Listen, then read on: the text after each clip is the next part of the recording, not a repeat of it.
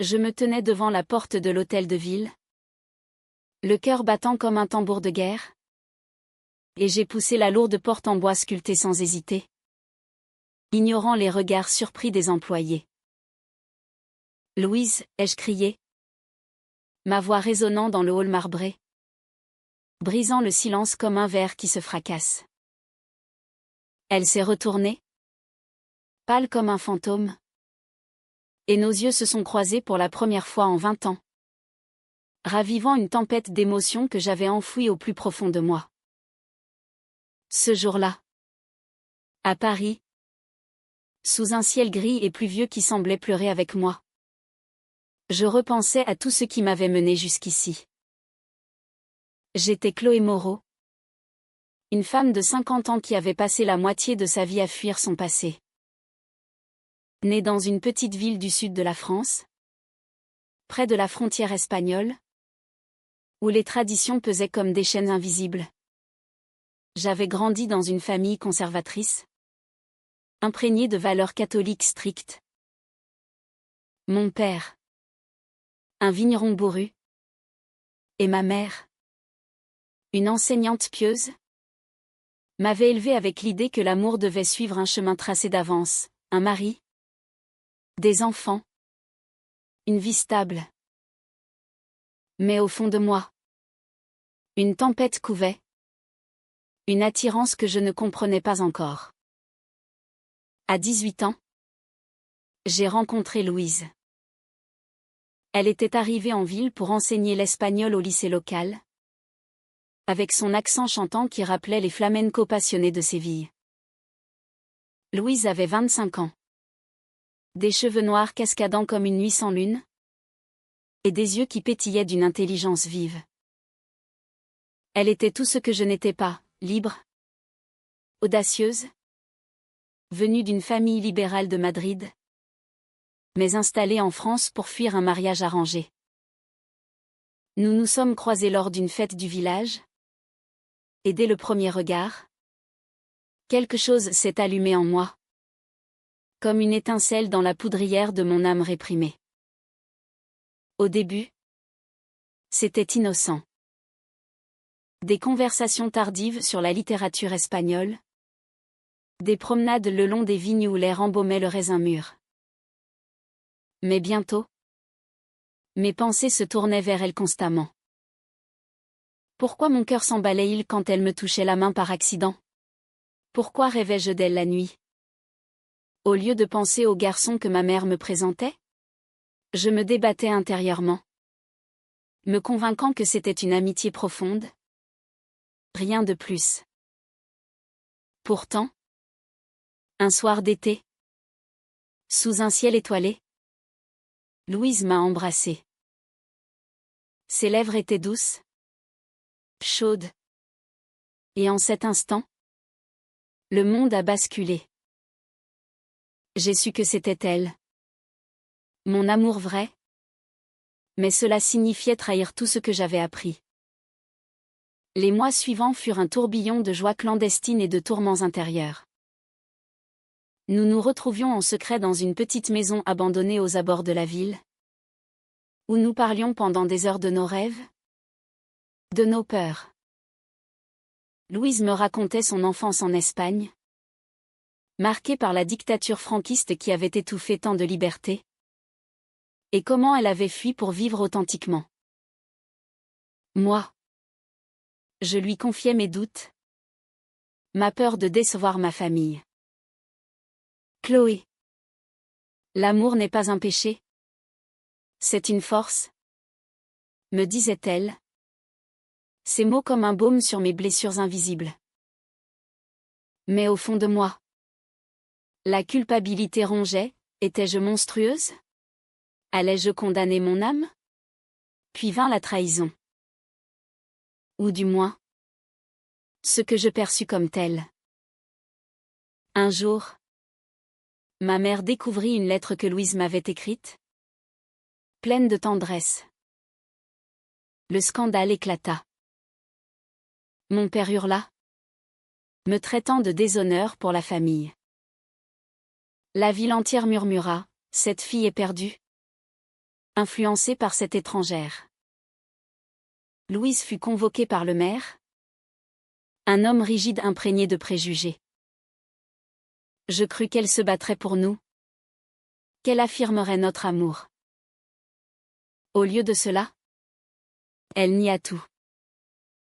Ce n'était qu'une amitié mal interprétée, déclara-t-elle publiquement. Mon monde s'effondra.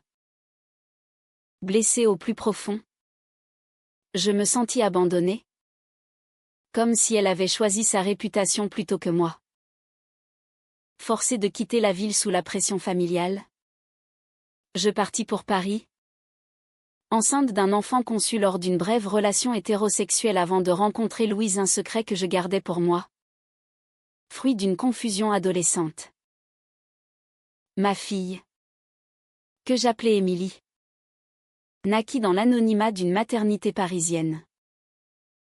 Je l'élevai seule, travaillant comme serveuse, puis comme libraire, tout en luttant contre la dépression qui me rongeait. Chaque nuit, je repensais à Louise, me demandant si elle avait souffert autant que moi. Était-ce vraiment une trahison? Ou avait-elle agi pour me protéger? Ces questions me hantaient, creusant un vide en moi que rien ne comblait. 20 ans passèrent. Émilie grandit en une jeune femme brillante, étudiant le droit à la Sorbonne, puis entrant en politique. À 30 ans, elle devint maire de notre petite ville natale, élue sur une plateforme progressiste, défendant les droits des minorités. J'étais fière, mais terrifiée. Elle ignorait tout de mon passé avec Louise, que j'avais effacé de nos conversations.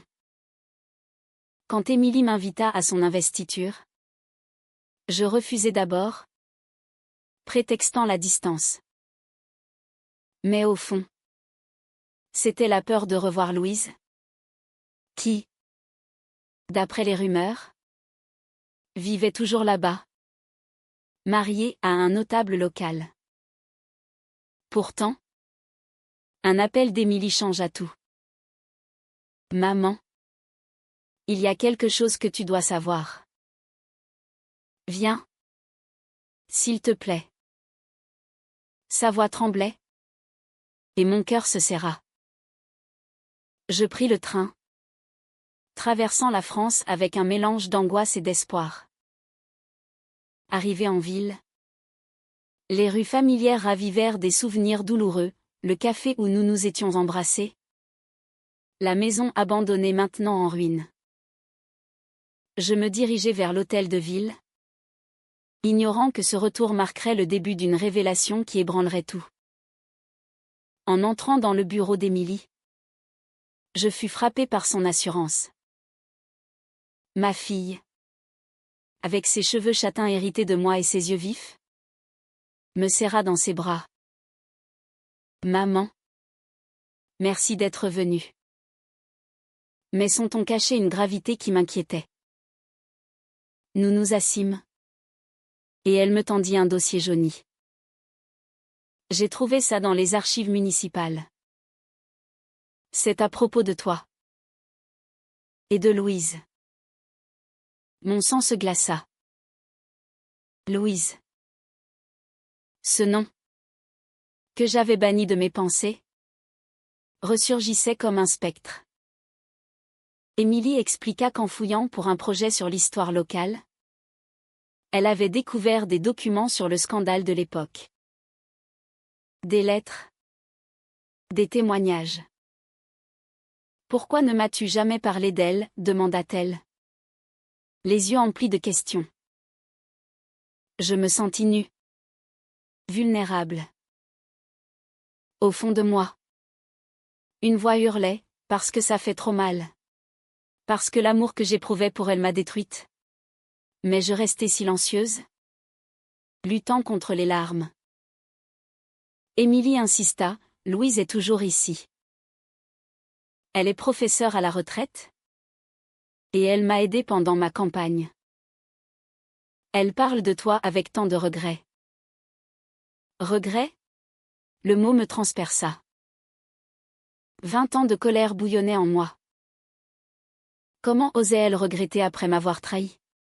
Je repensais à cette audience publique, où elle avait nié notre relation pour sauver sa peau. Elle m'a abandonnée. Émilie. Elle a choisi la facilité. Ma voix trembla, révélant la profondeur de ma blessure. Mais ma fille secoua la tête. Maman. Il y a plus. Louise a été forcée. Le maire de l'époque la menaçait de l'expulser si elle ne niait pas. Elle l'a fait pour te protéger. Pour que tu puisses partir sans être poursuivi. Ces mots me frappèrent comme un coup de poignard. Protéger? Toute ma vie. J'avais porté cette amertume comme un fardeau, me convainquant que Louise était faible. Traîtresse. Et maintenant? Apprendre que c'était un sacrifice? Mon esprit tourbillonnait. Pourquoi ne m'a-t-elle pas dit, murmurai-je. Les larmes coulant enfin. Émilie posa sa main sur la mienne. Elle a essayé. Elle t'a écrit des lettres. Mais ta famille les a interceptées. Elle a vécu dans la culpabilité. Mariée à un homme qu'elle n'aimait pas. Pour masquer son chagrin. Je me levai. Le cœur en miettes. Dehors. La pluie battait les fenêtres. Miroir de mon tumulte intérieur. Étais-je prête à affronter Louise? À admettre que mes années de solitude étaient basées sur un malentendu? La colère se mêlait à la pitié. À l'amour résiduel. Je décidai de la voir. Émilie m'accompagna jusqu'à la maison de Louise. Une petite villa aux volets bleus. Entourée de roses espagnoles qu'elle avait plantées en souvenir de son pays. Louise ouvrit la porte. Et le temps s'arrêta. À 55 ans. Elle avait des rides qui racontaient des histoires de souffrance. Mais ses yeux brillaient encore. Chloé. Murmura-t-elle. La voix brisée. Nous entrâmes. Et Émilie nous laissa seuls. Assises face à face. Un silence pesant s'installa. Puis. Les mots jaillirent. Pourquoi as-tu nié? Demandai-je. La voix chargée de reproches. Louise baissa les yeux. Pour toi. Le maire voulait te faire interner. Te traiter comme une malade. En niant. J'ai détourné l'attention. Mais j'ai perdu une partie de moi ce jour-là. Ces mots ravivèrent la passion d'antan. Mais aussi la douleur. Je repensais à nos nuits volées. À la façon dont elle me faisait me sentir vivante. Pourtant, la trahison perçue avait creusé un abîme. J'ai élevé Émilie seule. En pensant que tu m'avais abandonnée. Louise pleura. Je l'ai vue grandir de loin. Sachant que tu l'avais eue avant nous. J'aurais donné n'importe quoi pour être avec vous. Mon mariage était une façade. Un bouclier contre les ragots. La conversation s'enflamma. J'accusai. Elle se défendit. Tu aurais pu me chercher, criai-je. J'ai essayé. Mais la peur m'a paralysée. Et toi? Pourquoi n'es-tu pas revenu? Répliqua-t-elle. Nos voix montaient, révélant des blessures non cicatrisées. Au fond de moi. Je luttais, l'aimer encore signifiait pardonner. Risquer à nouveau. Émilie revint. Nous calmant. Vous avez toutes les deux souffert. Parlez. Vraiment. Cette nuit-là, je restai chez Louise. Nous parlâmes jusqu'à l'aube, déversant des années de secrets. Elle avoua avoir soutenu Émilie en secret, l'encourageant dans sa carrière pour réparer indirectement. Moi, je confessais ma solitude, mes nuits à rêver d'elle. L'émotion montait, un mélange de rage et de tendresse. Était-ce possible de reconstruire? Mon cœur, fatigué mais battant, chuchotait oui. Le lendemain, un nouveau choc. Émilie révéla qu'elle savait depuis longtemps. J'ai trouvé une photo de vous deux dans les affaires de grand-mère. J'ai compris. Et ça m'a inspiré à changer cette ville. Ces mots me submergèrent. Ma fille, dirigeant tout, portait notre héritage d'amour interdit. Mais la paix était fragile, des rumeurs circulaient déjà sur mon retour. Les jours suivants furent un tourbillon émotionnel plus intense que jamais. Je logeais chez Émilie. Mais mes pensées revenaient sans cesse à Louise. Chaque rencontre avec elle ravivait des flammes que je croyais éteintes. Nous marchions dans les vignes. Comme autrefois. Mais maintenant, nos conversations étaient chargées de regrets accumulés. Chloé. Je n'ai jamais cessé de t'aimer. Confia-t-elle un soir. Sous un coucher de soleil qui peignait le ciel en rouge passion. Ces mots me transpercèrent, réveillant un désir profond, mais aussi une peur viscérale. Pouvais-je lui faire confiance après tant d'années? Au fond de moi, un conflit rageait. D'un côté, la jeune Chloé, innocente et amoureuse, voulait se jeter dans ses bras. De l'autre, la femme mûre, marquée par la trahison perçue, se méfiait. Et si c'était encore un mensonge, me demandais-je dans mes insomnies. Émilie, sentant mon tourment, me poussait, maman. Le pardon est une force, pas une faiblesse. Pense à ce que tu as perdu en fuyant. Ces paroles, sages au-delà de son âge, me forçaient à affronter mes démons intérieurs. Puis vint la confrontation publique. Lors d'une réunion municipale, un conseiller conservateur, ancien allié du maire d'alors, attaqua Émilie. Votre mère est revenue? Et avec elle, les scandales du passé. Cette ville n'a pas besoin de tels souvenirs. La salle bruissa de murmures. Je me levai, tremblante, et pris la parole. Oui. J'ai aimé une femme. Et alors? L'amour n'est pas un crime. Mes mots, prononcés d'une voix ferme malgré la terreur intérieure, choquèrent l'assemblée. Louise, présente, me regarda avec fierté, mais aussi avec peur. Ce soir-là, chez elle, l'émotion explosa. Tu as été courageuse, Chloé. Mais je craquai. Courageuse? J'ai passé 20 ans à me cacher. Et toi? Tu as nié pour survivre. Mais ça m'a brisé. Nous criâmes. Des accusations volèrent. Elle avoua avoir eu une fille avec son mari. Une enfant qu'elle aimait mais qui symbolisait son compromis. J'ai vécu une vie fausse pour te protéger, hurla-t-elle. Moi. Je confessai ma jalousie. Mon sentiment d'abandon. Les larmes coulaient. Nos cœurs à nu. Au milieu de la tempête. Un moment de vulnérabilité. Louise s'approcha. Effleura ma main. Pardonne-moi. S'il te plaît. Mon cœur se serra. Pardonner signifiait accepter la douleur, mais aussi ouvrir la porte à l'espoir.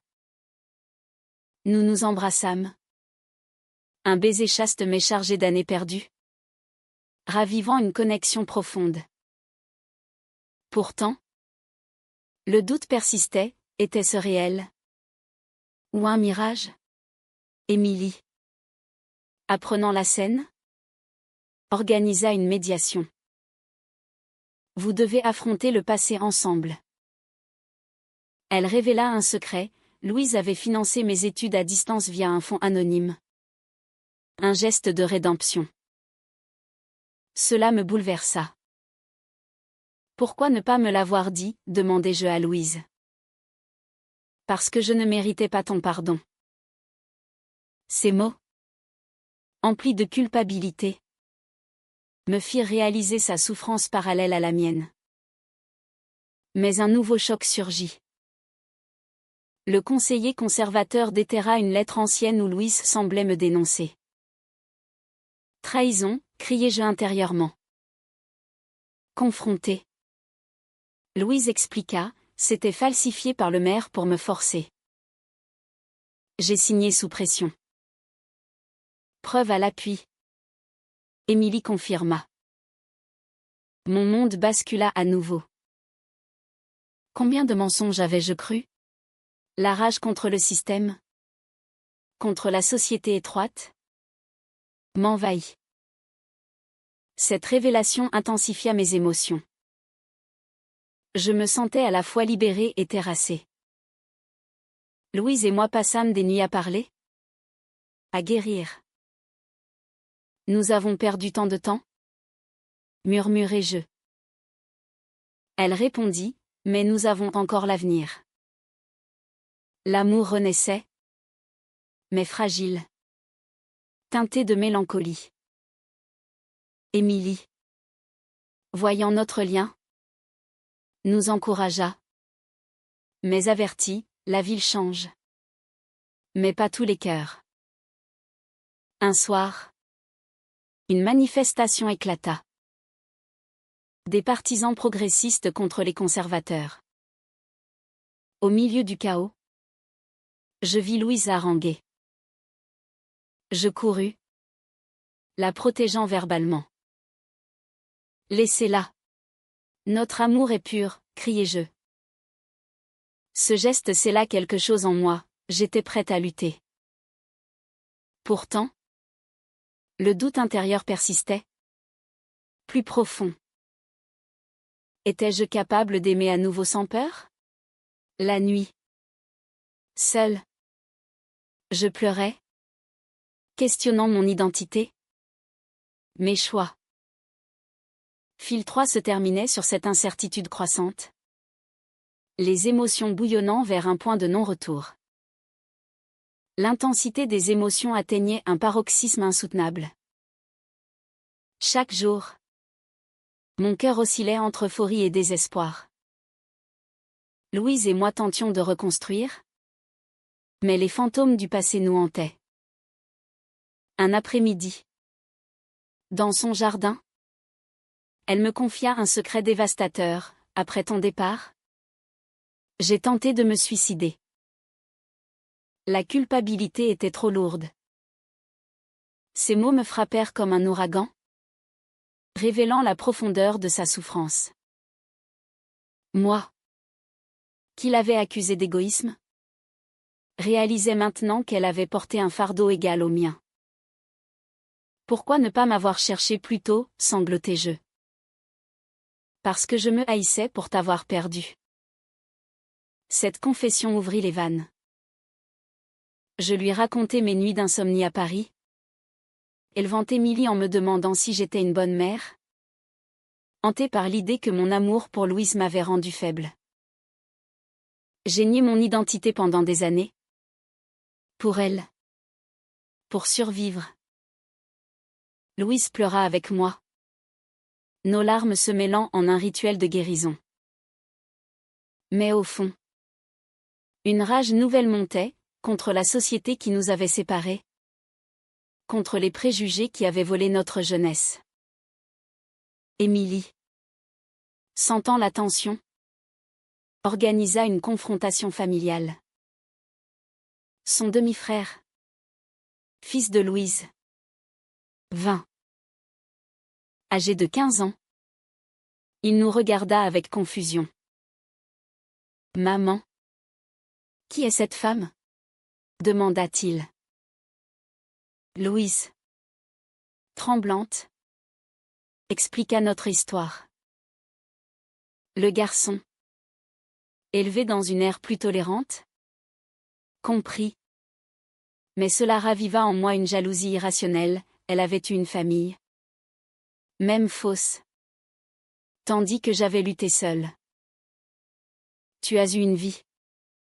Louise. Moi. Rien. Explosai-je. La dispute s'envenima. Des accusations fusant comme des flèches empoisonnées. Au milieu de ce chaos, un appel anonyme, le conseiller conservateur menaçait de révéler des preuves pour discréditer Émilie. Si vous ne partez pas, votre fille paiera. Mon cœur se brisa. Étais-je une malédiction pour celle que j'aimais? Je décidai de fuir à nouveau. Pour les protéger. Mais Louise m'arrêta. Non. Chloé. Cette fois, on affronte ensemble. Ces mots, fermes, allumèrent une étincelle de courage en moi. La nuit suivante, un autre chaos inattendu. Lors d'une fête du village, le conseiller révéla publiquement la lettre falsifiée. La foule murmura. Divisée. Émilie prit le micro, ma mère a aimé. Et c'est tout. Cette ville a changé grâce à des histoires comme la sienne. Puis, Louise et moi montâmes sur scène, main dans la main. Nous nous aimons. Et nous n'avons plus honte. Déclarai-je. La voix brisée par l'émotion. Des applaudissements timides, puis plus forts, éclatèrent. Mais certains huèrent, ravivant ma peur intérieure. Ce moment me submergea. En rentrant, je m'effondrai. Et si ça recommence, confiai-je à Louise. Elle me serra. Alors on se battra. Notre lien se renforçait. Mais les émotions étaient écrasantes, joie mêlée à terreur. Amour à regret. Émilie avoua son propre secret, elle était bisexuelle. Inspirée par nous. Vous m'avez donné la force. Ces mots me firent pleurer. Réalisant que notre souffrance avait semé des graines de changement. Pourtant, un dernier coup. Louise tomba malade. Un cancer latent aggravé par le stress. À l'hôpital, je veillais, rongée par la culpabilité. Si je n'étais pas revenue, murmurai-je. Elle secoua la tête. Tu m'as redonné la vie. Ces heures interminables intensifièrent tout, ma peur de la perdre à nouveau. Mon amour inconditionnel. Je priais intérieurement, questionnant le destin cruel qui nous testait. La guérison de Louise fut lente, mais elle nous unit plus. Nous décidâmes de vivre ensemble, défiant les ragots. Émilie, dirigeant la ville, promulgua des lois inclusives, honorant notre histoire. Mais au fond de moi, les cicatrices pulsaient. Un rappel constant de la fragilité de l'amour.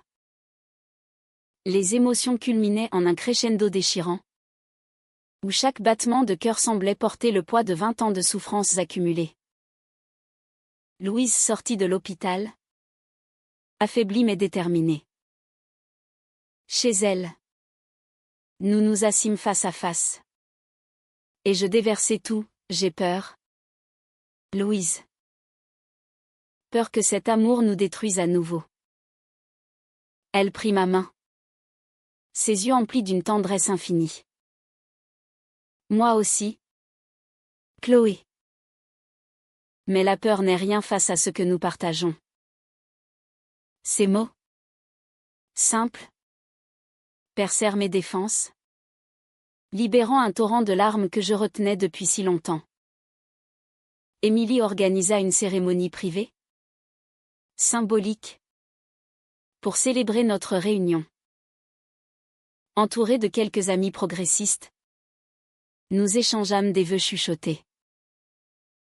Je t'aime. Malgré tout, murmurai-je à Louise. Elle répondit, et je t'aimerai toujours. Au-delà des tempêtes. Ce moment, chargé d'une émotion brute, me fit réaliser la beauté humaine de notre histoire, imparfaite, marquée par la trahison et le malentendu, mais résiliente. Pourtant, le conflit intérieur rageait plus fort. Une nuit, seule dans le jardin, je m'interrogeais, méritais-je ce bonheur après tant de fuites? La culpabilité me rongeait, imaginant les alternatives. Si j'avais lutté autrefois, aurions-nous évité cette douleur? Louise me rejoignit, sentant mon tourment. Arrête de te torturer. Nous sommes ici maintenant. Sa voix, tremblante, révéla sa propre bataille intérieure. Un ultime choc, le conseiller, vaincu par l'épreuve d'Émilie, s'excusa publiquement. Mais il révéla un détail, ma mère avait su pour les lettres interceptées et avait choisi le silence. Apprendre cela me brisa. Elle m'a laissé souffrir, sanglotai-je. Louise me serra, partageant ma peine. Ce pardon forcé envers le passé intensifia tout, rage contre les générations précédentes, compassion pour leur ignorance. Avec le temps, nous guérîmes. Louise et moi voyageâmes en Espagne, revisitant ses racines, où je découvris une partie d'elle que je n'avais pas connue. Là, sous un flamenco passionné, je lui confiai, tu es mon foyer. Elle pleura, avouant, et toi? Ma rédemption. Émilie, de son côté, transforma la ville en un havre inclusif, dédiant un parc à notre histoire anonymisée. Le dénouement vint doucement, humain. Pas de fin parfaite, mais une paix conquise. Nous vécûmes ensemble, affrontant les regards, mais fortes de notre amour. Ma fille régnait, portant notre héritage. Au fond, je compris, les blessures font partie de nous. Mais l'amour les transcende. 20 ans après, je n'étais plus chassée, j'étais chez moi. Le cœur enfin apaisé, bien que marqué à jamais.